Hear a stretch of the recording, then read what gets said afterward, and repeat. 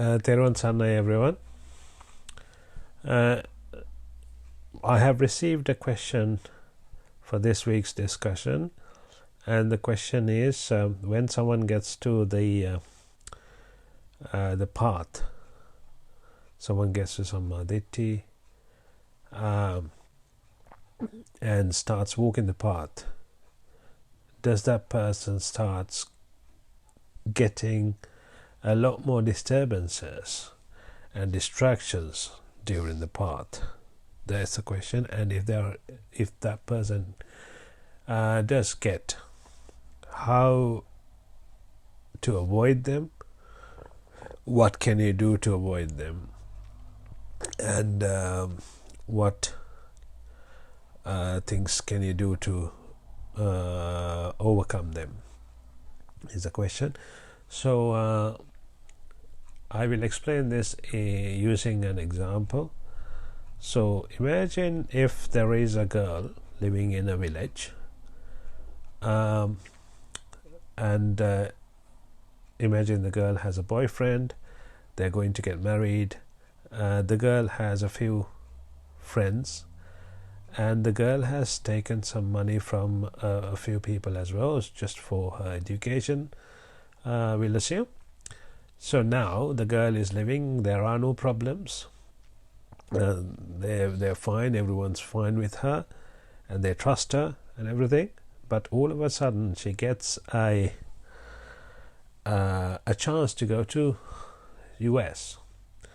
So now the rest of the people, her friends and her boyfriend and the people who lent her money, they get to know that this girl is going to go abroad. And now all of a sudden everyone gets a little bit dubious, they get a little bit disturbed by the news, and they start worrying. Why? Now they're not sure if the girl goes away and not be in touch with them, and maybe they won't get the money back, and the boyfriend is worried that she might go and leave him, and the friends are a little bit worried as well. Now it becomes a problem, so they have some they create some problem because of this news. So similar to this, when someone is walking, when someone is taking the journey of samsara, it's a long journey. You've met so many people in the journey, in different lives, and you have made a lot of promises during the journey. For some people you might have said, I will be with you during the rest of the journey, I'm gonna be with you, I'll pay this back. You might have taken loans. It's a lot of things might have happened during the journey, and all of a sudden now you listen to some Dhamma, listen to a sermon, now you understood the sermon, you comprehended Dhamma, now you turn around upside down, maybe you changed your path.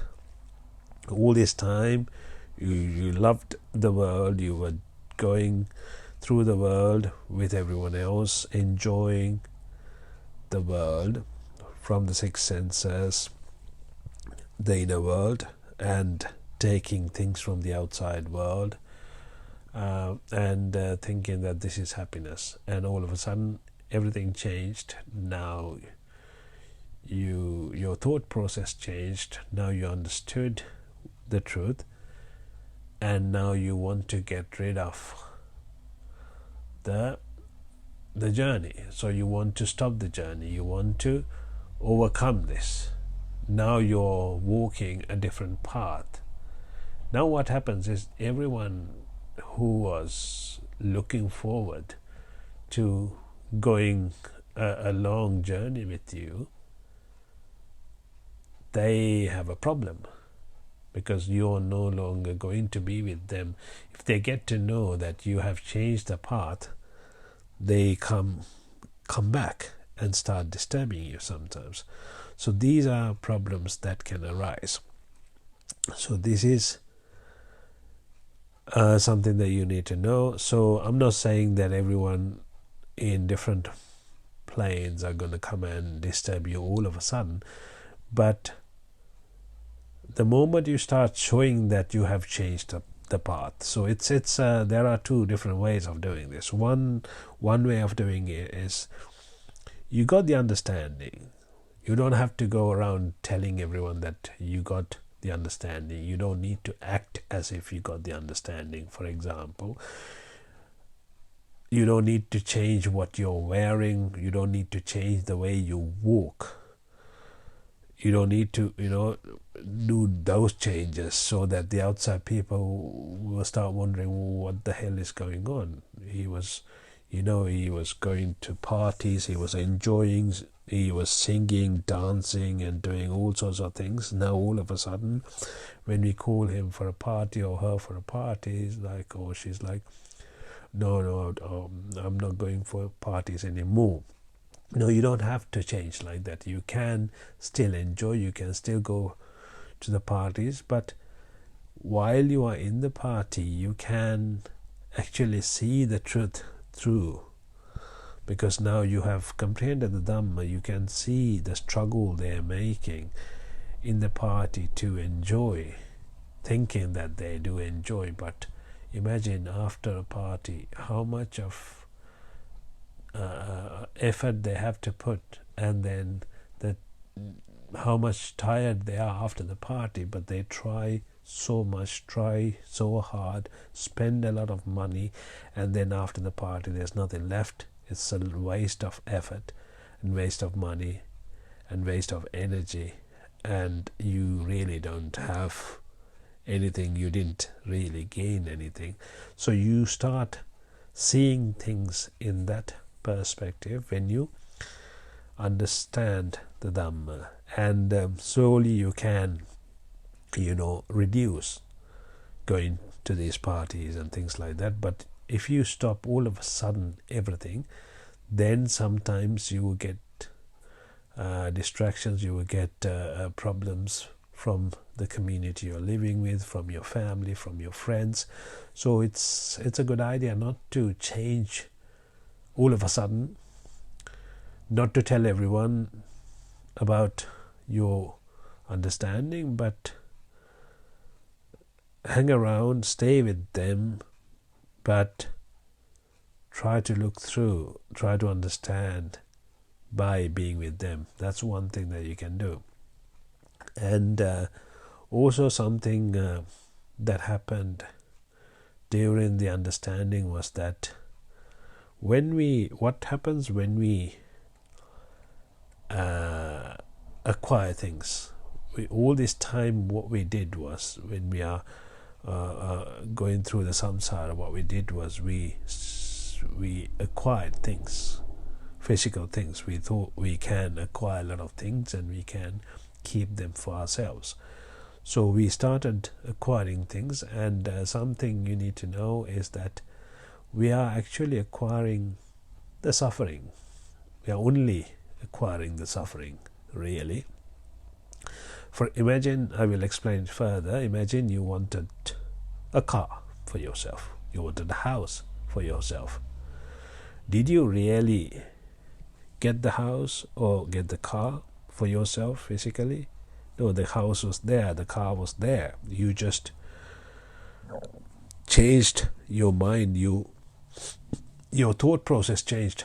All of a sudden, say for example, you see a car and you wanted to buy that car, and at the time of seeing the car and at the time of the first time you create a desire within you, that's the first suffering you come across. That's called the sankhara dukkha. What happens is you want to buy the car. You like the car, then you want to buy the car, and for that you have to do something. It doesn't come to you just because you want and like it. So you have to put effort towards getting the car. So maybe you have to go pay money and buy the car, or if you don't have enough money to buy the car, you have to work hard and earn money to get the car. So this is the sankhara, this is the effort you put into getting the car. So since the first desire came to your mind, that suffering of sankhara dukkha comes and it starts working within you. So it's a suffering, and somehow you imagine you got the money. Now you went and you bought the car. Now at the time of buying the car, what you do is you put your thought process changes, and then you, in your mind, you start believing, now I have a car, this is my car. The moment you purchased it, you put another suffering into yourself. You acquired, really, you purchased a suffering called dukkha. What this means is, now it's your car, now you have to protect it, now you have a problem, now you have a thing to worry about, basically. You didn't have, until you bought the car, you didn't have this suffering, you didn't have this worry about protecting the car from the robbers, maybe from the thieves, from someone, damaging the car or stealing something from the car. Now as soon as you bought the car, when the car was in the car sale, you didn't have that problem. Now you have this problem. So this is the dukkha. Now after you take the car to your house, now you have another suffering which is called the viparinama dukkha. Viparinama is the change that happens to the car that you don't like, effectively the depreciation, we call it. So it changes. You don't want the car to depreciate, but it does. The moment you paid for the car, the brand, say it was a brand new car, the moment you paid, it becomes a second hand. The moment you sat down and started driving home, now it's a second hand car. You can't say it's a brand new car because it's not brand new anymore. Now it's a second hand car. So, and the value dropped by, 30%, 40% maybe. So, and that's something that you didn't like, but it happened. So, and things like this keep happening, and this is called the viparinama dukkha. So as soon as a desire comes to your mind, you want to acquire something. So what did you really acquire? 3 sufferings to do with the car: the viparinama dukkha, the sankhara dukkha, and the dukkha. So this is what you actually gathered or accumulated. So that's what happened when you have a lot of desires. The more desires you have, the more worries, the more sufferings you have. So that's what you have acquired in the world when you're living in the world. When you have a house, you have 3 sufferings to do with the house. It's not actually 3. So with regards to the house, every item in the house, with every item, say you have a sofa, with the sofa you have 3 sufferings to do with the sofa. Say you have a piano in the house, you have 3 sufferings to do with the piano. You have a gym in the house, you have 3 sufferings to do with the gym. In the gym you have different types of equipment, you have 3 sufferings to do with all different types of equipment. So that's what we acquire in this world. When you're living in the world, we acquire a lot of suffering. That's what is called dukkho loke patitita. So the world is full of sufferings. That's what it means. So the more you attach to the world, the more you suffer, or you are more attached to sufferings. So when you become Sotapanna, you let a lot of these things go. It's not as strong, the suffering or the holding on to them is not as strong. So that's why you feel a lot relieved once a person becomes Sotapanna. So coming back to the question, which is, what are the disturbances and how do we overcome? So now you became Sotapanna, now you have to you're walking the path towards Nibbhana. Now you have to make sure you're walking the path in a way that you don't show other people that you're walking the path, but you inside, it's to do with the mind. Everything is to do with the mind. So the suffering is to do with the mind. So similarly, the happiness is to do with the mind. So what you do is you walk the path happily, knowing what is going on, and you don't need to show that to others. Another thing I like to tell you is there is this Anantara Samanantara Pratya, which is a very important concept for you to understand. I will explain that using an example.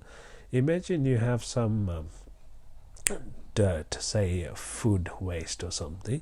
You put it in a corner, and after maybe a couple of hours, couple of days, you see a lot of insects maybe and creatures lurking around the dirt. That's because that's where they love to be, basically. So the dirt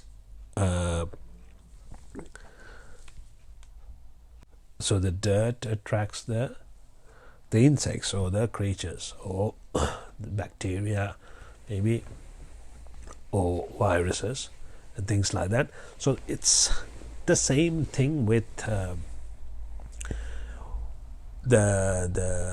mind, or what you do, or where you stay, where you live, and things like that. So if you stay in a good environment, the environment attracts related things. So if you're in a temple, if you're in a calm environment, the things you acquire, and if you're in a pub or in a place where people are drunk and or drugged, what attracts that place is different. So similarly, if you behave in a different manner, the merits and the sins and the karma that you attract are different. So that's why if you stay in a good environment, if you create a good environment, and if you make sure you maintain that environment, whatever you attract is according to the environment you create. So hence why they say try to stay in the Buddha Bhumya. Buddha Bhumya is like the land of Buddha, or the land of the path to Nibbhana, basically. And if you are living in that land or in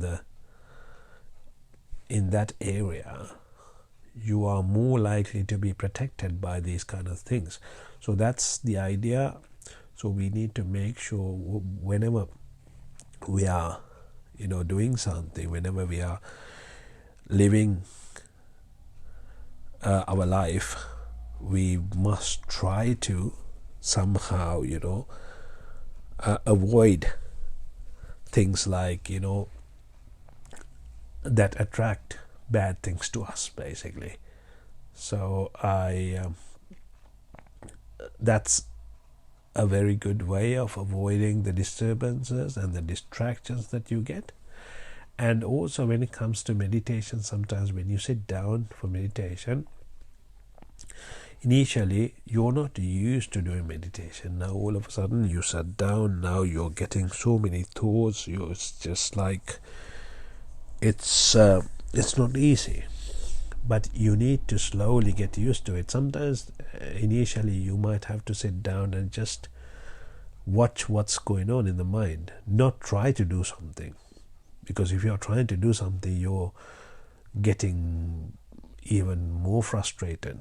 So now if you sit down and you look at the mind, what's going on? Oh, this was my mind before. Because I was running around, the mind is not used to sitting down and focusing. The mind has been used to what I was doing previously. Now the mind is still running around. So let it just run around a little bit and slow down. So you're watching what the mind thinks, what comes to the mind, and then slowly you change with time. Sometimes you have to sit down for, that's why sometimes before you meditate, they say, take a deep breath, exhale, do it 10 times, and sometimes you recite a few gatha just to calm yourself down. Now you're changing the atmosphere, changing the backgrounds, changing the environment. Now you're getting into the rhythm, you're getting into the zone. So that's why we have to sometimes do these things to avoid the disturbances. There are things, there are phrases that we say, like apologizing for any bad thing that you've done in the past and things like that. So these will help you to sit down and meditate. And when you're living the world, when you're living as well, there might be disturbances coming towards you, but be ready to take them. But at the same time, try to create an environment where you get the least amount of disturbances, so it's not very hard to walk the path. And after some time, they will all calm down, and you'll get to a state where it becomes your normal routine, because you changed the path, because you went from one place to another place. Now it's totally different, everything is different, so you need to adapt to the new environment. And when you're adapting to a new environment, sometimes it becomes a little bit difficult, and sometimes people struggle to adapt at the beginning. But once you adapt, give it a little bit of time, and then once you adapt to the new environment, you will attract, so they say, you will attract from what you become. So you became a new person, so now you attract what you should be attracting. Earlier you attracted the wrong crowd, now you're attracting the right crowd who are walking the path with you.